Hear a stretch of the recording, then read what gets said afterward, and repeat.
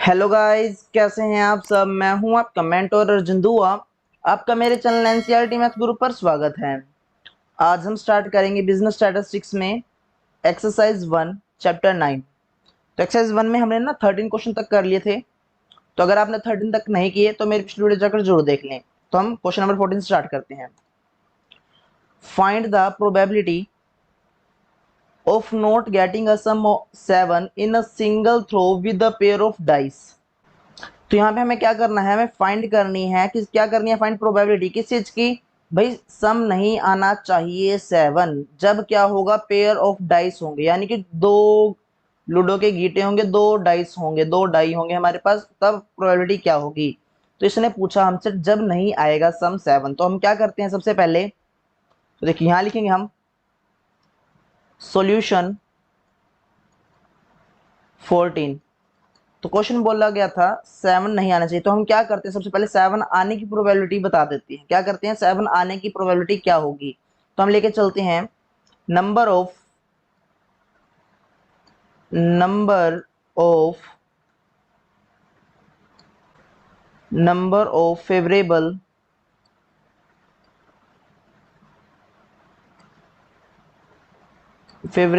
Outcomes. तो क्या probability होगी। तो हम लिखेंगे यहाँ पे कि हमारे पास जो नंबर ऑफ फेवरेबल आउटकम्स आएंगे वो आएंगे 6। अब 6 कौन कौन सी हैं वो मैं आपको बताता हूँ कि 7 कैसे कैसे आ सकता है। सोचिए, सबसे पहले 1 स्टार्टिंग के डाइस पर है, तो आगे मैं सेकंड डाइस पर 2 आए, 3 आए, 4 आए, 5 आए, 6 आए, क्या आए कि वो 7 हो जाए। 6 आएगा, वेरी गुड, 6 आएगा। 1 और 6 का एक पेयर बन गया, 1 और 6 का पेयर बन गया, 1 और 6 का पेयर बन गया। नेक्स्ट अगर हम 2 लें और 2 के साथ 1 2 3 4 5 6 कुछ क्या लगाएं कि 7 बन जाए। तो हमने सोचा, ध्यान किया, तो हमारे पास रिजल्ट आता है 2 और 5 का। इसी तरह से हम 3 के लिए करेंगे, 3 के साथ 4 लगाएंगे, फिर हम इसका जस्ट अपोजिट 4 3, नेक्स्ट 5 2, नेक्स्ट 6 1। तो ये 6 पेयर्स के अलावा कहीं और 7 आएगा क्या, नहीं। और कहीं पे भी 7 नहीं बनता सम। जहाँ पे सम 7 बनता सिर्फ ये 6 ही है जो मैंने यहाँ पे लिखे हैं। तो हम पहले 7 आने की प्रोबेबिलिटी ही बताएंगे। तो टोटल टोटल आउटकम्स या टोटल नंबर ऑफ आउटकम्स क्या होंगे, टोटल आउटकम्स क्या होंगे। तो टोटल आउटकम्स हमारे पास कितने हैं, 36 होते हैं। याद है आपको कैसे बताया था मैंने, एक डाइस में 6 नंबर होते हैं, दोनों मिला के क्या होंगे, 36 होंगे। 6 इंटू 6 36। तो यहाँ पे हम प्रोबेबिलिटी बताएंगे, प्रोबेबिलिटी हम बताएंगे किस चीज की, गेटिंग गेटिंग सम ऑफ 7 आने की क्या प्रोबेबिलिटी होगी। तो हमने कहा 6/36 होगी। क्या होगी, 6/36 होगी।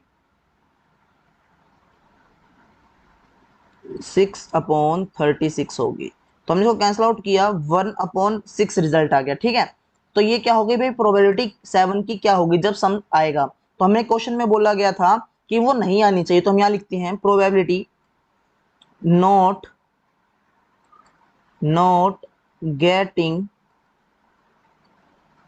The sum of 7 is equal to 1 में से माइनस कर देंगे हम क्या, प्रोबेबिलिटी किस चीज की, getting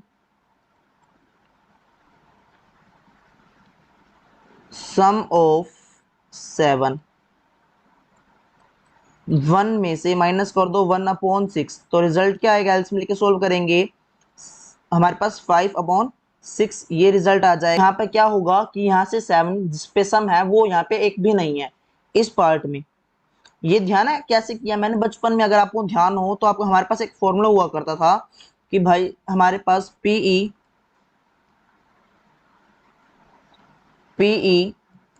plus PE not is equal to 1 हुआ करता था। याद है आपको, एक नंबर में हमारे पास ये सम आता था। तो यहाँ पे इसी के थ्रू ही मैंने सोल्व किया। मैंने कहा यहाँ पे मैं क्या करता हूँ, ई के लिए मैंने क्या कहा, यहाँ पे 7 आएगा, सम ऑफ 7 यहाँ पे है। तो मैंने कहा सम ऑफ 7 है और यहाँ के क्या हो जाएगा, माइनस हो जाएगा, क्योंकि ये प्लस का था। तो यहाँ से नोट वाला यानी कि जिस पे 7 नहीं है वो वाला हमारे पास आ जाएगा आंसर। तो इसी तरह से नेक्स्ट क्वेश्चन करते हैं, question number 15। Question number 15 read करते हैं। देखिए, 5 balls are drawn from a bag containing 6 white balls, 4 black balls.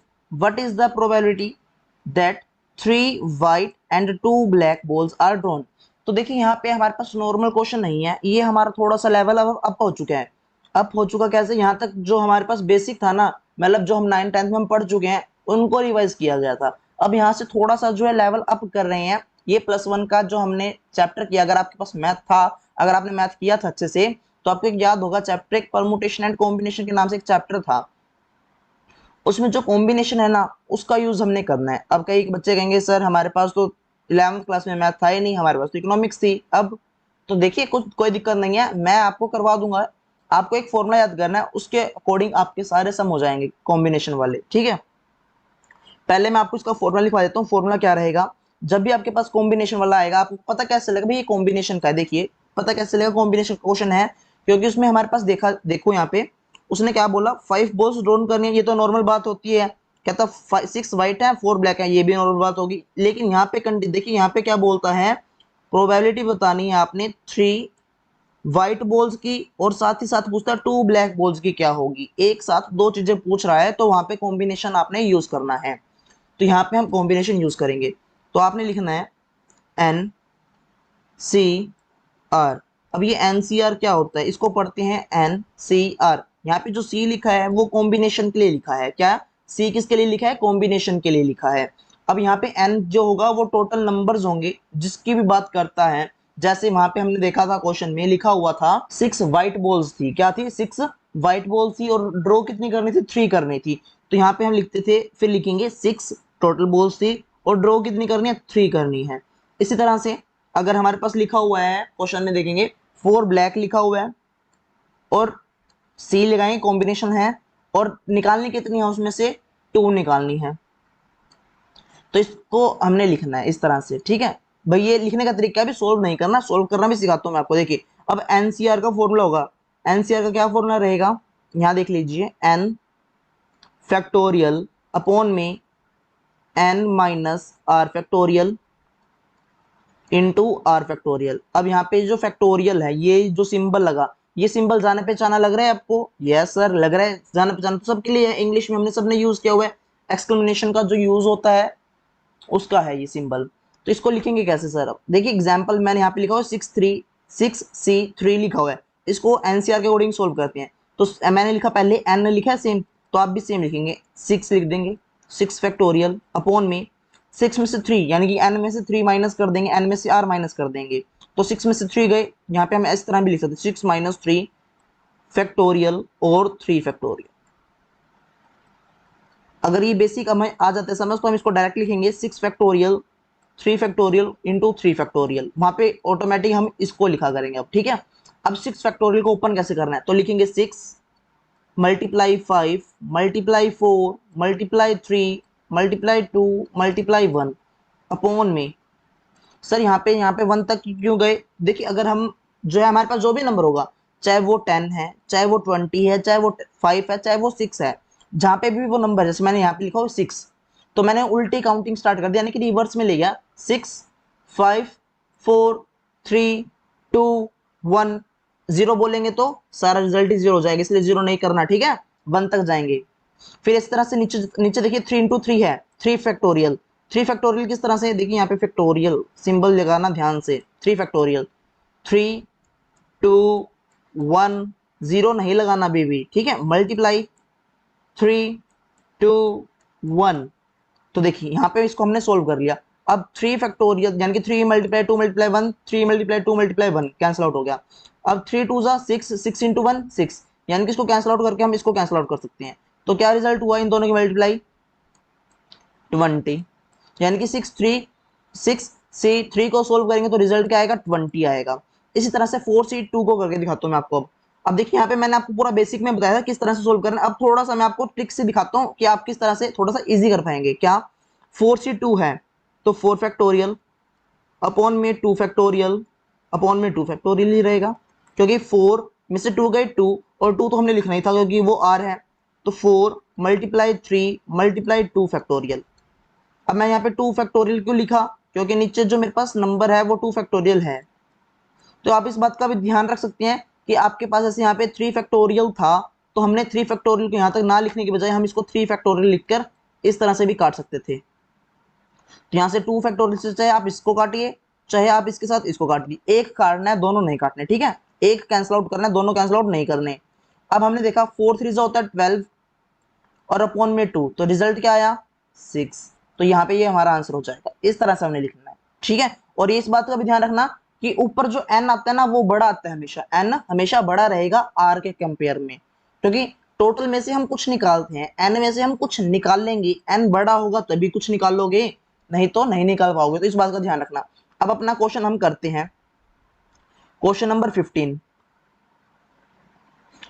आपको बेसिक तैयार हो गया ना, किस तरह से करना है, किस तरह से सोचना है। अब हमने देखा, हम करेंगे सॉल्यूशन। देखिए लिखेंगे अब इसको इस तरह से, सॉल्यूशन 15। तो क्वेश्चन में सबसे पहले हमने देखा टोटल बॉल्स कितनी है, टोटल बॉल्स कितनी है उसको लिखेंगे हम। Total number of balls, total number of balls, total balls कितनी है क्वेश्चन में देखेंगे तो यहाँ पे पता लगेगा आपको 6 वाइट हैं और 4 ब्लैक हैं। तो यहाँ पे हम लिख देते हैं 6 प्लस 4, 6 वाइट हैं 4 ब्लैक हैं, टोटल कितनी आ गई 10 आ गई। आपने W और B नहीं लिखना, आपको सिर्फ मैं क्वेश्चन को सोल्व करने के लिए दिखा रहा हूँ, यहाँ पे इस तरह से रहेगा। फिर हम क्या लिखेंगे इसके बाद, हमें कितनी बॉल्स निकालनी है। इसने बोला 5 बॉल्स आर विड्रॉन, इस तरह से बोला था स्टार्टिंग में हमें। देखिए क्वेश्चन दिखा देता हूं मैं आपको एक बार दोबारा से, नहीं तो आप अपनी बुक भी अपने पास रख लीजिए, जो आपके पास बुक है क्वेश्चन जिसमें दिखा रखे हैं। जैसे इसमें बोला था 5 बॉल्स, देखिए यहाँ पे लिखा है ना 5 बॉल्स आर ड्रॉन, वही 5 बॉल्स हमने लिखनी है। यहाँ लिखेंगे हम 5 balls can be drawn from, कितने में से निकाल सकते हैं, कितने बॉल्स हैं टोटल 10 है ना, 10 में से निकाल लोगे, 10 बॉल्स में से निकाल लेंगे। तो यहाँ पे कितने वे बन जाएंगे, कितने तरीके बन जाएंगे, इसको क्या लिखेंगे 10C5, क्या लिखा 10C5। ये क्या है हमारा टोटल आउटकम है, क्या है यहाँ इनडायरेक्टली ये क्या बताया गया हमें, ये हमें बताया गया टोटल आउटकम्स। टोटल आउटकम्स कितने हो गए 10C5, ठीक है। ये ध्यान रखना 10C5 मल्टीप्लाई में मत करना, 10 हमेशा छोटा लिखना आप, 10C5। अगर आप इस तरह से लिखेंगे 10C5 तो वो गलत हो जाएगा, ये भी नहीं लिखना आपने और इस तरह से भी नहीं लिखना आपने। देखिए एक ऊपर की तरफ एक नीचे की तरफ, यानी कि सुपरस्क्रिप्ट और सबस्क्रिप्ट करना है, ऊपर और नीचे की तरफ ध्यान रखना है और लेफ्ट और राइट का भी ध्यान रखना है। तो यहाँ पे हमारे पास ये रिजल्ट बनता है, इस तरह से हमने लिखना है, टोटल आउटकम्स हमारे ये रहेंगे।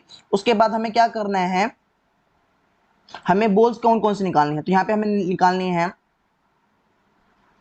सबसे पहले हमें व्हाइट बॉल जो निकालनी थी वो कितने निकालनी थी, मैंने लिखवाया था अभी आपको 6 के अकॉर्डिंग 3 लिखवाया था मैंने आपको, 6 के अकॉर्डिंग 6C3 लिखवाया था ना मैंने, उसको लिखेंगे। अब कैसे लिखेंगे 3 white balls can be drawn इन, कितनी बॉल्स थी व्हाइट 6 व्हाइट बॉल्स थी, सी और कितने निकालनी है 3 निकालनी है, तो 6C3, ठीक है। इस तरह से लिखेंगे 3 balls can be drawn in 6C3 ways, अलग अलग तरीके हैं मतलब इसको निकालने के, इस तरह से हम लिखते हैं। इस तरह से ब्लैक जो है, ब्लैक कितनी निकालनी है 2 black balls can be drawn इन, कितनी कैसे निकाल लेंगे, बॉल्स कितनी है 4 और निकालनी कितनी है 2 वेज। आपने जो मैंने यहाँ पे आपको निशान दिख रहे हैं ये आपने कंप्लीट लिखना है, ठीक है, कंप्लीट लिखेंगे आप। फिर हम क्या लिखते हैं, रिक्वायर्ड पॉसिबिलिटी क्या बनेगी, रिक्वायर्ड प्रोबेबिलिटी क्या बनेगी। ये हमारे क्या है, ये हमारे फेवरेबल हैं। मैं भी आपको यहाँ पे दिखा रहा हूँ ये हमारे क्या क्या है, बाद में मैं आपको ना इस तरह से बता दूंगा भाई ये इस तरह से रहेगा।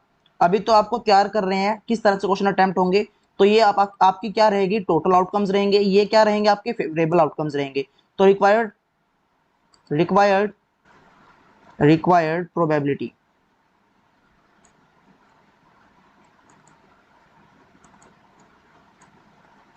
रिक्वायर्ड प्रोबेबिलिटी क्या रहेगी। तो हमने क्या करना है, सबसे पहले फेवरेबल आउटकम्स लिखने हैं। फेवरेबल आउटकम्स 6C3 मल्टीप्लाई, ये ध्यान रखना मल्टीप्लाई है क्योंकि अभी ना कुछ क्वेश्चंस में प्लस आएगा, वो मैं आपको सिखाऊंगा किस तरह से है। अभी क्या है, मल्टीप्लाई है, तो ध्यान रखना मल्टीप्लाई है 4C2 अपॉन में, ये फेवरेबल आउटकम्स लिख दिए हमने। उसके बाद क्या लिखते हैं, क्या लिखते हैं, yes total outcomes 10C5, 10C5। अब इसको हमने सोल्व करना है, तो देखिए सोल्व किस तरह से होगा। तो सबसे पहले 6C3 को सोल्व करेंगे, तो हम लिखेंगे 6 फैक्टोरियल अपॉन में 3 फैक्टोरियल मल्टीप्लाई 3 फैक्टोरियल, फैक्टोरियल ठीक है, फैक्टोरियल है यहाँ पे, ये 31 नहीं काउंट करना, हमने फैक्टोरियल बनाना है।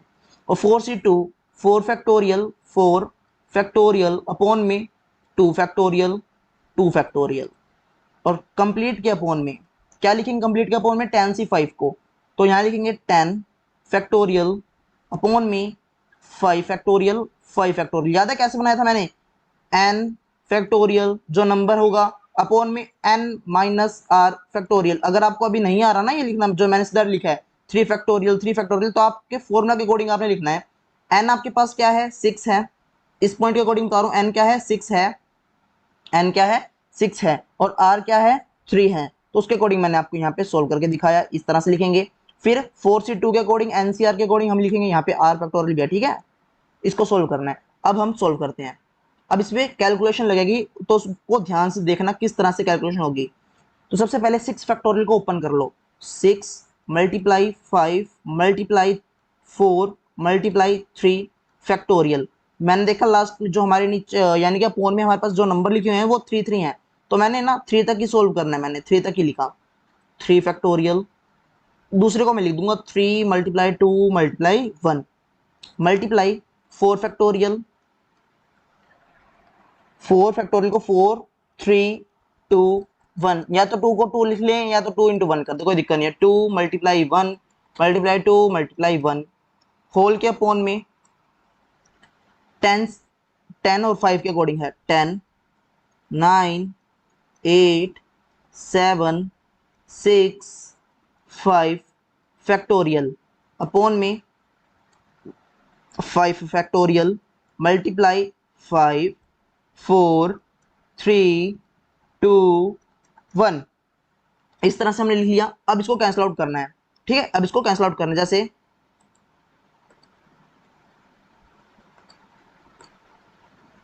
3 फैक्टोरियल से 3 फैक्टोरियल कैंसिल आउट, 3 2 ज़ा 6, तो 6 कैंसिल आउट, ठीक है। इस तरह से 2 फैक्टोरियल से 2 इंटू 1 लिखा ना, मैंने क्या लिखा है 2 इंटू 1 लिखा है, तो 2 इंटू 1 से 2 इंटू 1 कैंसिल आउट, 2 से 4 कैंसिल आउट 2 पे। अब देखिए नीचे यहाँ पे इस पोर्शन में कुछ भी कैंसिल आउट के लिए नहीं बचा, इस पोर्शन में भी कुछ भी नहीं बचा, तो इस बात का ध्यान रखना कि नीचे ना बचाएं आप यहाँ पे कोई भी नंबर, उनको कैंसिल आउट करने की पूरी पूरी कोशिश करें। 5 से 5 कैंसिल आउट, यानी कि 5 फैक्टोरियल से 5 फैक्टोरियल कैंसिल आउट। अब 5 2 ज़ा 10, 4 2 ज़ा 8, 3 3 ज़ा 9, 2 से 2 कैंसिल आउट कर देते हैं, ठीक है। अब जो बचता है उसको लिख देते हैं कैलकुलेशन, क्योंकि इसमें अगर थोड़ा सा भी आपने इधर उधर किया ना कैलकुलेशन गलत, तो आपका सम गलत हो जाएगा, इस बात का ध्यान रखना। तो हम यहाँ लिखते हैं बचता क्या है 5 इंटू 4, 5 4 ज़ा 20, अपॉन में तो कुछ नहीं बचा, तो 1 लगाना है, आप यहाँ पे 1 लगा सकते हैं, नहीं तो कोई दिक्कत नहीं है। फिर यहाँ देखा हमने 3 और 2 बचा, 3 2 ज़ा 6 अपॉन में, यहाँ पे देखिए 3 2 7 और 6, 3 2 ज़ा 6 6 6 ज़ा 36, 36 इंटू 7, और नीचे कुछ भी नहीं बचा, तो यहाँ पे सिर्फ यही रह गया। अब इनको हमने करना है सोल्व, 20 इंटू 6 और अपॉन में 6 इन 6 और 6 से मल्टीप्लाई करके 36 और 7, तो यहाँ पे देखिए हमने 6 1 ज़ा 6 6 6 ज़ा 36। अब हमारे पास रिजल्ट क्या बचता है 20 अपॉन में 42। अब इसको कैंसिल आउट करना है, जो कैंसिल आउट होता है, तो 2 के टेबल में दोनों को कैंसिल आउट कर सकते हैं, 2 के टेबल पे दोनों को कैंसिल आउट हम कर सकते हैं, तो यहाँ पे 10 और 42 का आधा 21, तो ये हमारा रिजल्ट होगा। तो इस तरह से सोल्व करना था। तो यहाँ पे आज जो हम एक ही क्वेश्चन यानी कि 14 और 15 हमने ये 2 क्वेश्चन कवर किए हैं, अभी जो इसकी तरह जो हमने 15 क्वेश्चन किया, नेक्स्ट जितने भी क्वेश्चन है 16 है, 17 है, 18 है, सेम ऐसे ही होंगे। वो हम नेक्स्ट वीडियो में करेंगे, क्योंकि देखिए कैलकुलेशन में टाइम लगता है, तो यहाँ पे आपको समझाना भी है। अगर मैं टाइम पास के लिए समझाऊंगा तो अच्छी बात भी नहीं होगी, आपको समझ भी नहीं आएगा, फिर आप जो है अच्छा भी नहीं लगता। ठीक है, तो हम क्या करेंगे, डिटेल में देखेंगे, चाहे थोड़ा थोड़ा करेंगे, करेंगे अच्छे से। ठीक है, तो इस बात का ध्यान रखना। क्वेश्चन अगर आपको समझ आता है तो अच्छी बात है, नहीं आता तो अगली वीडियो में मैं दोबारा करवाऊंगा। ठीक है, तो उसको देखना है आपने। आपको वीडियो अच्छी लगती है, वीडियो को लाइक करें, दोस्तों को शेयर करें। अगर आपने अब तक चैनल को सब्सक्राइब नहीं किया, चैनल को सब्सक्राइब कर ले, बेल आइकन को प्रेस करना मत भूलना, ताकि आपको नए नए वीडियोस की नोटिफिकेशन सबसे पहले मिल जाएं।